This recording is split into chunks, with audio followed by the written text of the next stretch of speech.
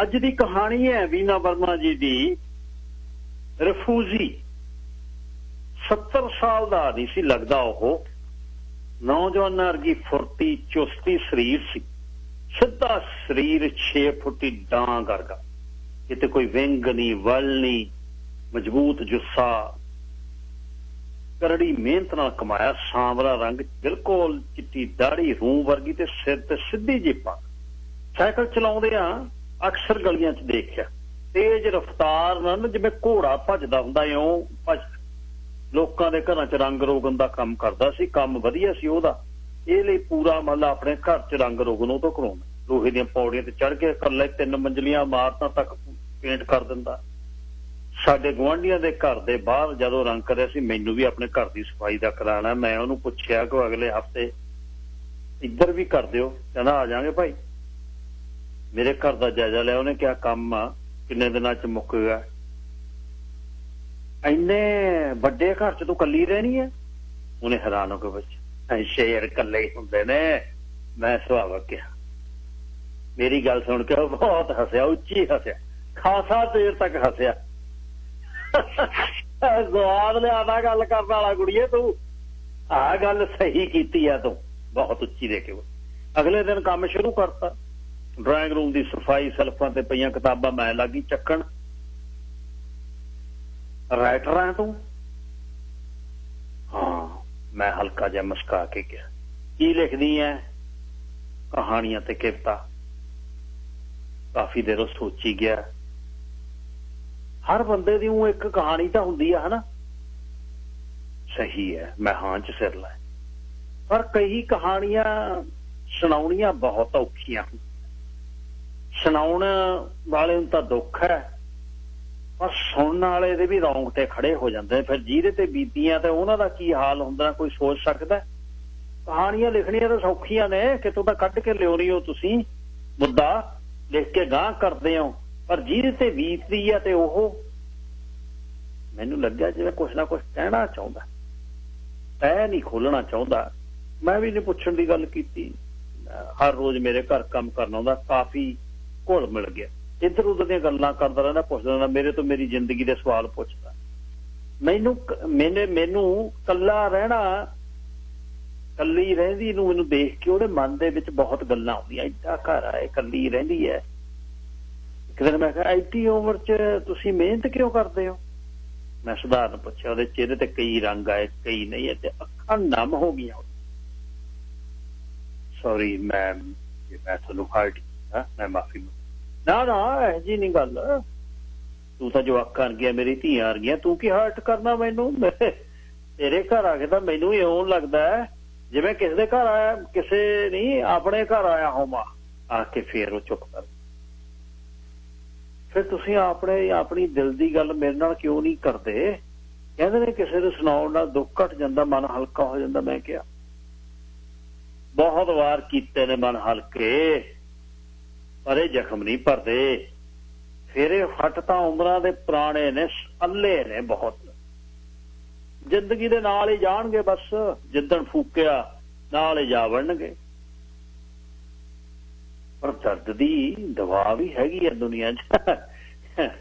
ਇਹ ਜਿਹੜੇ ਤੁਹਾਡੀਆਂ ਗੱਲਾਂ ਨਾ ਕਿਰਤਾ ਸ਼ਿਫਤਾ ਵਾਲੀਆਂ ਤੇ ਕਹਾਣੀਆਂ ਹੋਣੇ ਵਾਲੀਆਂ, ਇਹ ਖਾਸਾ ਇਹ ਕੰਮ ਤੁਹਾਨੂੰ ਵਧੀਆ ਆਉਂਦਾ ਹੈ ਲਿਖਣਾ ਲੁਖਣਾ, ਪਰ ਜ਼ਿੰਦਗੀ ਨਹੀਂ ਇਉਂ ਹੁੰਦੀ। ਜ਼ਿੰਦਗੀ ਹੋਰ ਹੈ ਨਾ। ਸੁਣ, ਜਨਮ ਹੋਇਆ ਮੇਰਾ ਲਹਿੰਦੇ ਪੰਜਾਬ 'ਚ, ਦੂਜੇ ਬੰਨੇ ਪਾਕਿਸਤਾਨ। ਤੈਨੂੰ ਪਤਾ ਲਹਿੰਦਾ ਪੰਜਾਬ ਹੈ? ਹਾਂਜੀ। ਰਾਵਲਪਿੰਡੀ 'ਚ ਨਾ ਬਜਾਜੀ ਦਾ ਥੋਕ ਦਾ ਬਹੁਤ ਤਕੜਾ ਕਾਰੋਬਾਰ ਸੀ ਸਾਡਾ, ਬੜਾ ਹੀ ਤਕੜਾ। ਕਈ ਦੁਕਾਨਾਂ ਕੱਪੜੇ ਦੀਆਂ, ਤਾਏ ਚਾਚੇ ਸਾਰੇ ਮਿਲ ਕੇ ਕਰਦੇ। ਲੱਗਦਾ ਜਿਵੇਂ ਸਾਰਾ ਬਾਜ਼ਾਰ ਹੀ ਸਾਡਾ ਹੋ। 3 ਮੰਜ਼ਲੀ ਹਵੇਲੀ ਸੀ ਸਾਡੀ। ਰਾਜਿਆਂ ਵਰਗੀ ਜੀਵਨ, ਨੌਕਰ ਚਾਕਰ, ਮੋਟਰ ਗੱਡੀਆਂ, ਜ਼ਮੀਨਾਂ, ਮੰਨਿਆ ਪਰਮੰਨਿਆ ਸਿੱਖ ਖਾਨਦਾਨ ਸਾਡਾ ਸੀ। ਭੋਰਾ ਥੋੜ ਨਹੀਂ ਸੀ ਕਿਸੇ ਦੀ। ਚਾਰੇ ਪਾਸੇ ਲਹਿਰਾਂ ਬਹਿਰਾਂ, ਸੋਨੇ ਦੇ ਚਮਚੇ ਲੈ ਕੇ ਜੰਮੇ ਅਸੀਂ। ਘੋੜੀਆਂ ਹਿਣਕਦੀਆਂ, ਸਾਡੀਆਂ ਮਾਵਾਂ ਬੱਗੀਆਂ 'ਚ ਜਾਂਦੀਆਂ, ਸਾਡੀਆਂ ਭੈਣਾਂ ਬੱਗੀਆਂ 'ਚ ਪੜ੍ਹਨ ਜਾਂਦੀਆਂ, ਸਾਨੂੰ ਛੱਡ ਕੇ ਆਉਂਦੇ। ਇਕੱਠਾ ਟੱਬਰ, ਇਕੱਠਾ ਖਾਣਾ ਬਣਨਾ, ਦੇਗੇ ਉਬਲਣੇ, बाबे की फुल किरपा सी, बहुत बड़ा कुनबा सी साडा, शहर तो बड़े शाहूकार सी असीं, पूरे इलाके च साडी शान, दादे परदादे पीढ़ियां तो लोग जान। 100 जी होना साडे टब्बर दा, 100। कन्नी पई बाज नहीं सी सुनती, घर च किन्ने बंदे ने गिणे नहीं सी, टब्बर इकट्ठा सी, प्यार इन्ना। मेरे बाबा जी जो कहते सारा टब्बर वो कहता।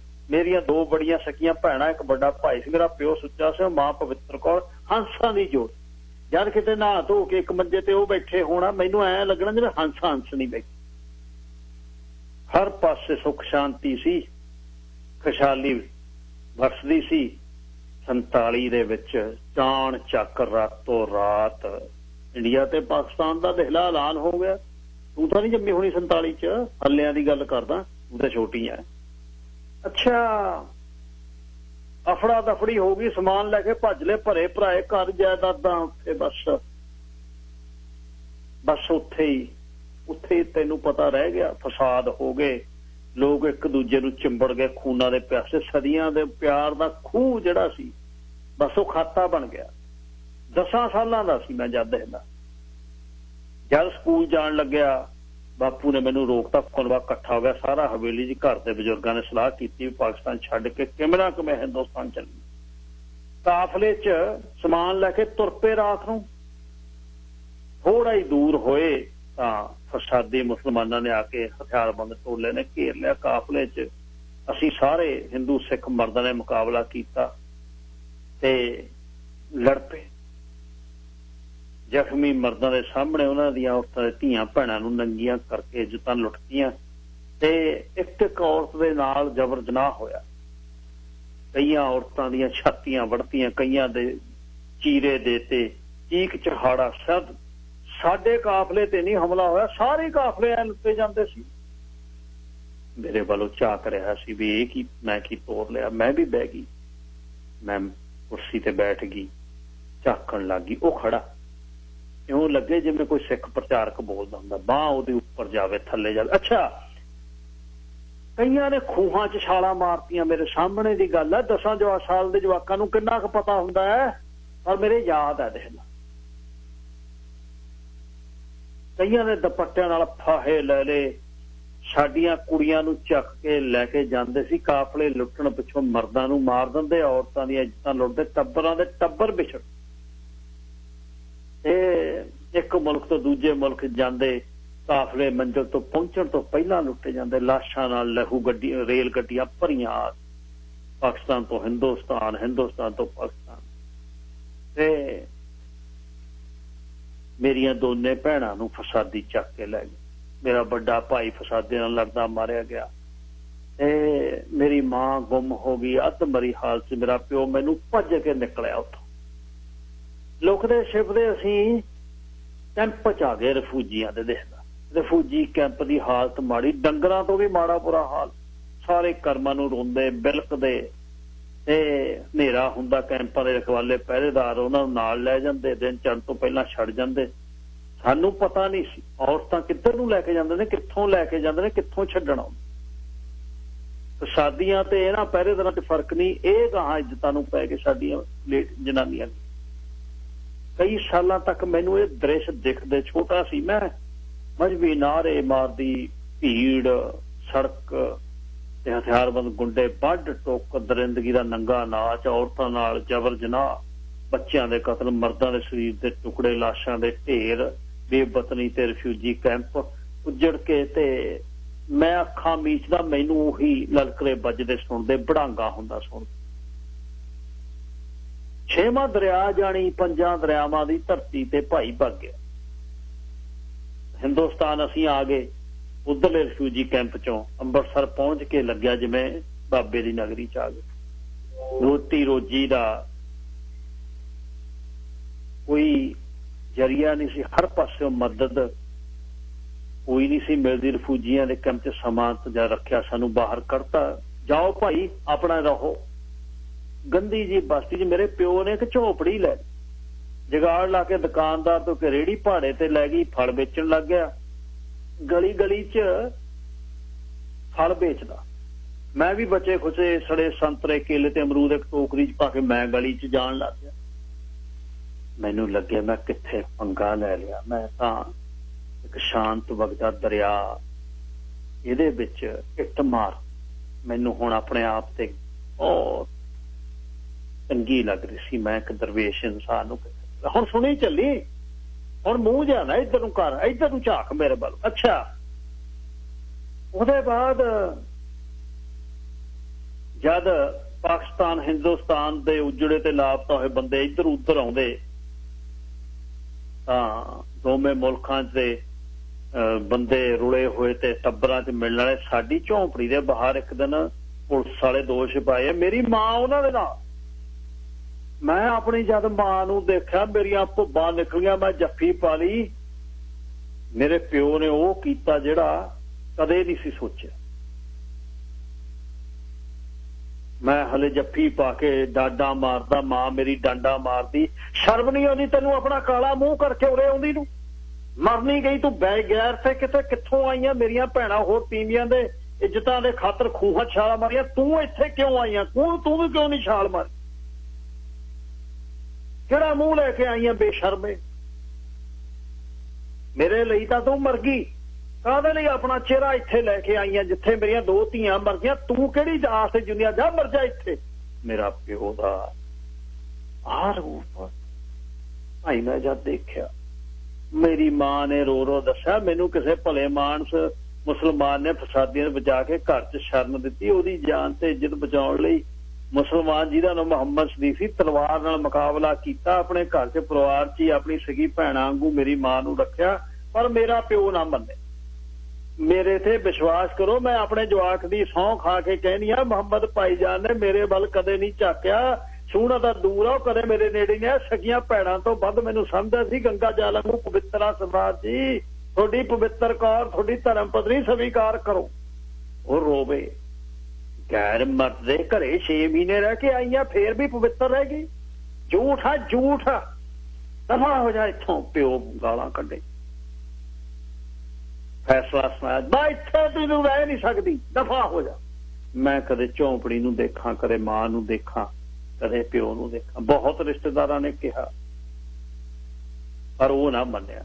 मेरी मां रोटी पका के ਉਹਦੇ ਮੂਹਰੇ ਰੱਖਦੀ, ਉਹ थाली भगा के सामने गली च मार, कपड़े ਧੋਂਦੀ, ਉਹ ਕੱਪੜੇ ਨੂੰ ਅੱਗ ਲਾਉਂਦੀ। ਉਹਦੇ ਨੇੜੇ ਵੀ ਉਹਦੀ ਗਲਤੀ ਨਾਲ ਚਲੇ, ਮੇਰਾ ਪਿਓ ਧੱਕਾ ਮਾਰ ਕੇ ਉਹਨੂੰ ਪਰਾਂ ਮਾਰ। ਹਾਰ ਕੇ ਮੇਰੀ ਮਾਂ ਉਸ ਨਾਲ ਰਿਸ਼ਤਾ ਜੋੜਨ ਦੀਆਂ ਕੋਸ਼ਿਸ਼ਾਂ ਛੱਡਦੀਆਂ ਤੇ ਮੈਂ ਹੀ ਉਹਨਾਂ ਦੇ ਦਰਮਿਆਨ ਗੱਲ ਦਾ ਜਿਹੜਾ ਜਰੀਆ ਸੀ। ਮੈਨੂੰ ਉਹ ਕਹਿੰਦੀ, ਮੈਂ ਪਿਓ ਨੂੰ ਕਹਿੰਦਾ, ਪਿਓ ਮੈਨੂੰ ਕਹਿੰਦਾ, ਮੈਂ ਉਹਨੂੰ ਕਹਿੰਦਾ। पर प्यो दे मूहरे मेरी आवाज ना निकलदी। गुस्सा बहुत, हालतमंदी। मेरी मां लोकां दे घरां च भांडे मांजदी, राणी वर्गी मां जिहदे कदे पानी दा गिलास भर के नहीं पीता। 20 नौकर बिच बजदे फिरदे हुण लोकां दे घरां च नौकरां नहीं बनदी। रिफ्यूजियां दे बच्चियां नाल माड़ा हुंदा। जद साडे मास्टर साडी हाजिर, रिफ्यूजियां दे जवाक इधर आ जाओ, जिवें ऐ लगदा जिवें मंगते होई अछूत। रिफ्यूजी साडी जात बन गई भाई। बस बस्तियां बन गई गंदियां बदबूदार साडियां बस्तियां। ते मेरा जी करे मैं चीख चीख दसा, मैं रिफ्यूजी नहीं सगों सरदार भरपूर सिंह दा पोतरा संत सिंह है, जिहदा महल माड़ियां जिथे सारी बजाजी साडी हुंदी सी। साडे एक दिन मैं एक दिन अपने आड़ी नूं कहा, साडे कोल उत्थे बग्गियां घोड़े हुंदे सी। ਉਹ खिड़खड़ा के हसिया, कहता अच्छा गधे होने ने, गधे घोड़े नहीं होने। पंजाब दे हालत माड़े, दो डंग दी रोटी ना जुड़दी। दिल्ली भाई किसे साडे रिश्तेदार दा ढाबा सी, ਉਹਨੂੰ ਬੰਦੇ ਚਾਹੀਦੇ ਸੀ, ਉਹਨੇ ਮੇਰੇ ਪਿਓ ਨੂੰ ਸੱਦ ਲਿਆ। ਮੈਂ ਤੇ ਮੇਰੀ ਮਾਂ ਤੇ ਮੇਰੇ ਪਿਓ ਨਾਲ ਅਸੀਂ ਦਿੱਲੀ ਚਲੇ ਗਏ। ਤਰਲੋਕਪੁਰੀ ਗੰਦੀ ਜੀ ਕੋਲ ਮੇਰਾ ਪਿਓ ਢਾਬੇ ਤੇ ਰੋਟੀਆਂ ਪਾਉਂਦਾ, ਮੈਂ ਮੇਜ਼ ਕੁਰਸੀਆਂ ਸਾਫ਼ ਕਰਦਾ ਗਾਹਕਾਂ ਦੀ, ਮੇਰੀ ਮਾਂ ਰਸੋਈ 'ਚ ਭਾਂਡੇ ਮਾਂਜਦੀ। ਢਾਬੇ ਤੋਂ ਢਿੱਡ ਭਰਨ ਲੱਗਿਆ, ਸਿਰ ਨੂੰ ਫਲ ਪੈ ਡਿੱਗਦੇ ਢੈਂਦੇ ਉਸਰ ਗਏ। मैं जवान हो गया, मेरा ब्याह करता, 3 जवाक हो गए, 2 ਧੀਆਂ 1 पुत। मेरी घर वाली प्रीत कौर बहुत चंगी कुड़ी सी, मापे बजुर्ग उन्हां दी बहुत सेवा की। मेरी मां ढाबे ते भांडे मांजणों हट गई। मेरा प्यो हाले भी उत्थे काम करदा, शुरू तो करदा। ते ढाबे दा मालक साडा रिश्तेदार मर गया, ਉਹਦੇ ਪੁੱਤਾਂ ਚੋਂ ਕੋਈ ਕੰਮ ਨੂੰ ਕਰਨ ਨੂੰ ਤਿਆਰ ਨਹੀਂ। ਉਹਨੇ ਢਾਬਾ ਸਾਨੂੰ ਦਿੱਤਾ, ਢਾਬਾ ਚੱਲ ਪਿਆ। ਤਿੰਨੇ ਜਵਾਕ ਮੈਂ ਅੰਗਰੇਜ਼ੀ ਸਕੂਲ 'ਚ ਦਿੱਲੀ ਪੜ੍ਹਾਏ। ਮੇਰੇ ਮੈਂ ਕਿਹਾ ਜਵਾਕ ਵਧੀਆ ਪੜ੍ਹਨ, ਜ਼ਖਮ ਭਰਨ ਲੱਗ ਗਏ, ਹਾਦਸੇ ਭੁੱਲ ਗਏ, ਹਿੰਦੁਸਤਾਨ ਘਰ ਬਣ ਗਿਆ। ਭੁੱਗ ਬਸਦਾ ਮੁਲਕ 37 ਸਾਲ ਬਾਅਦ ਫੇਰ ਭੁਚਾਲ ਆ ਗਿਆ, ਧਰਤੀ ਦਹਿਲ ਗਈ।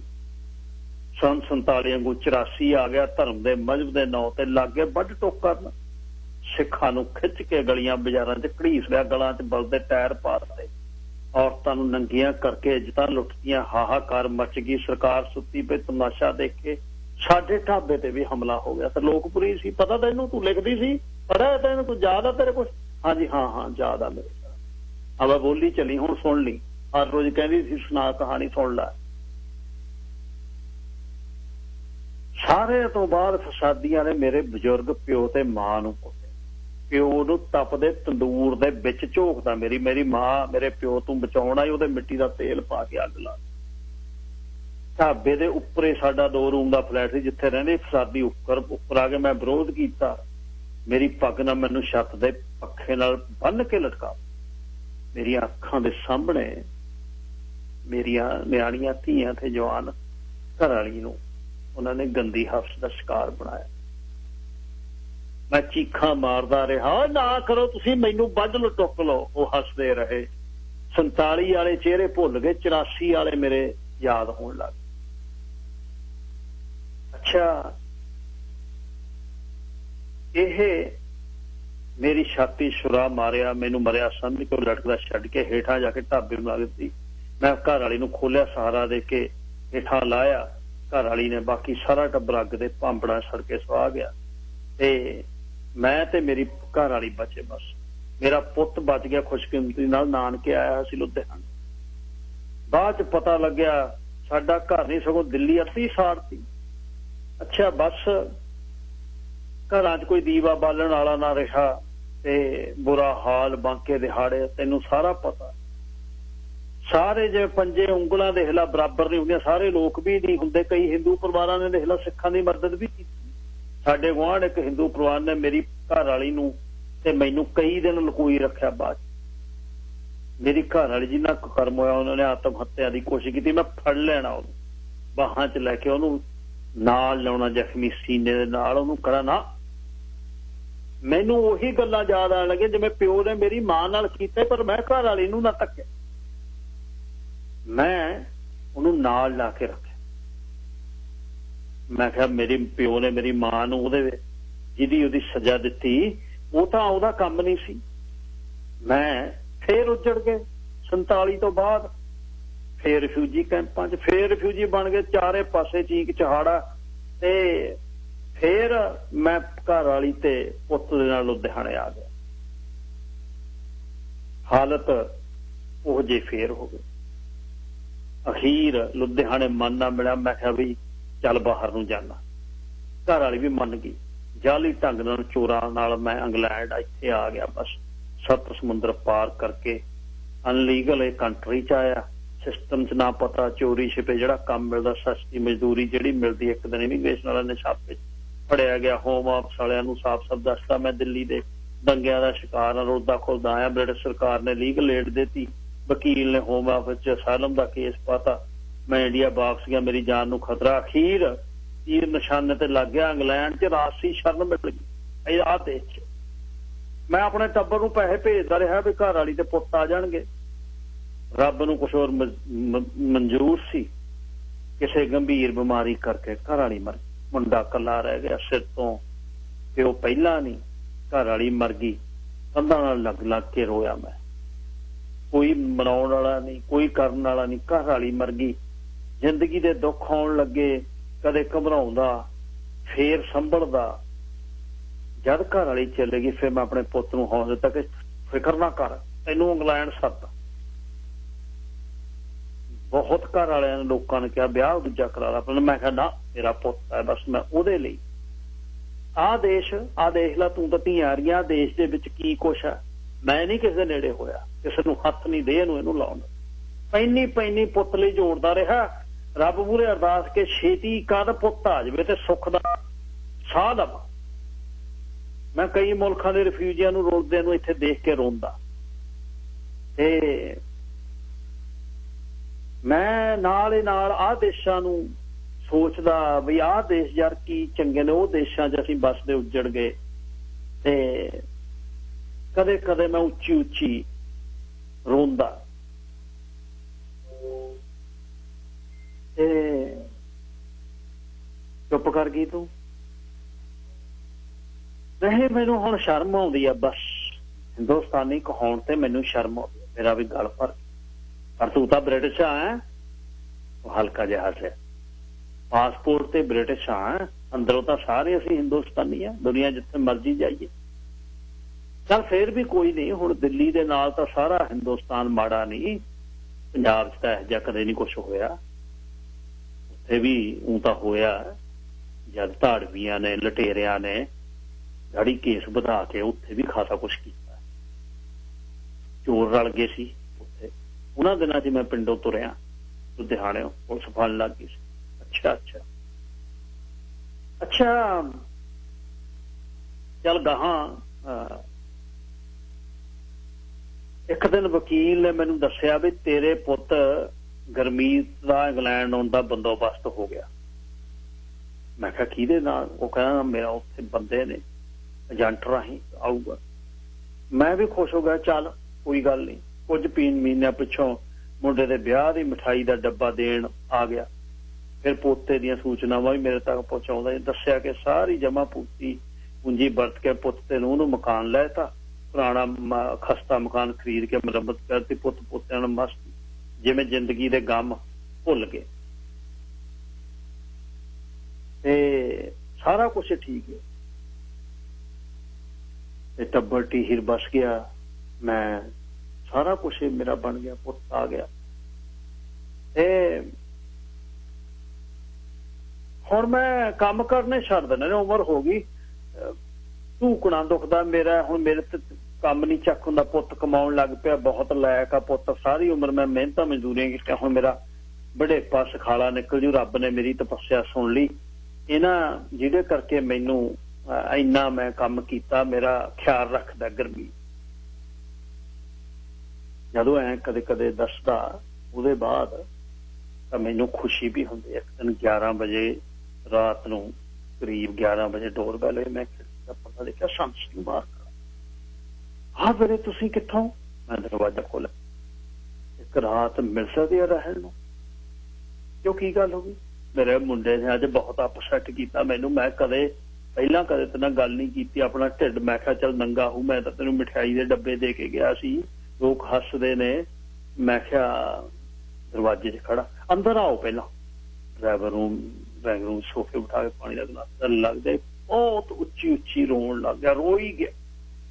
की गल की हुई? गुरमीत ने की किया? मैं पूछा, मैं तेनू दसदा की होया। गुरमीत दी जिहड़ी घर वाली है बहुत चंगी कुड़ी नहीं हैगी, कलेशण है बहुत बहुत, जिदन दी आई है मेरे पुत नूं मेरे खिलाफ भड़काउंदी, दिन रात ओहदे कन्न भरदी है, मेरे पोतिਆਂ ਨੂੰ मैनू बोलण नहीं दिंदी, रोटी तक नहीं पका के दिंदी, कुत्ते जिन्नी कदर नहीं ਉਹ कर, जिन्ना कमैसा कमाउंदा हले आ देख ला तुहाडे भेंट इत्थे किन्ने सारे इलाके च करके गया, सारे ਉਹਨੂੰ ਦਿੰਦਾ, ਫੇਰ भी नहीं बोलदी, सब को ਉਹਨੂੰ ਦਿੰਦਾ।